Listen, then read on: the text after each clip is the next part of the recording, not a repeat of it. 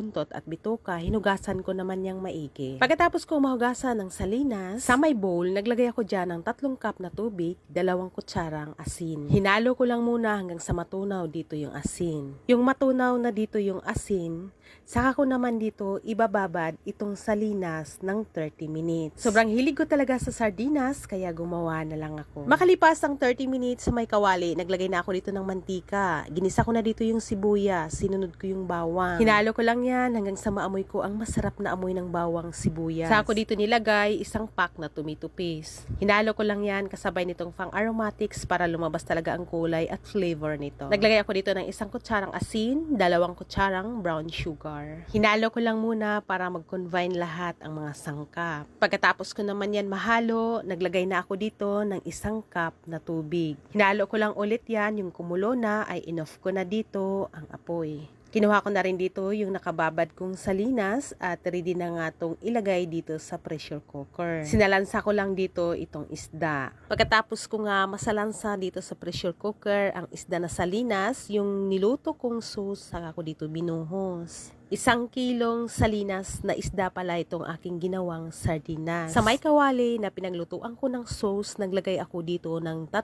cup na tubig. At binuhos ko rin dito agad dito sa may pressure cooker. Para naman lumapot yung sauce, gumamit lang ako dito ng 2 kutsarang cornstarch. Tinunaw ko lang yan sa tubig at binuhos ko na rin. Tinakpan ko at isinalang ko na nga to sa apoy. Yung unang salang ko dito, nilakasan ko muna yung apoy. Yung tumunog na at kumulo na nga dito yung pressure cooker, saka ko na dito hininaan. Iniluto ko to ng 45 minutes. Makalipas ang 45 minutes, eto na at mainit pa yan at hindi pa masyadong malapot yung sabaw nito. Yung malamig na, ganito na yung sauce niya. Sobrang malapot na. Sobrang dali nga lang gumawa nitong homemade sardines at kalasa nga rin nito yung nabibili sa lata. Kung mahilig ka rin sa sardines na kagaya ko, ay pwedeng-pwede ka nang gumawa at pwede nga rin tong pang negosyo. Pwede rin i-stock lang kapag nag-crave ka, ay pwede kang kumuha at kumain ito. Kung nagustuhan mo tong aking video, palambing naman, pa-share at papalo na rin para maging updated ka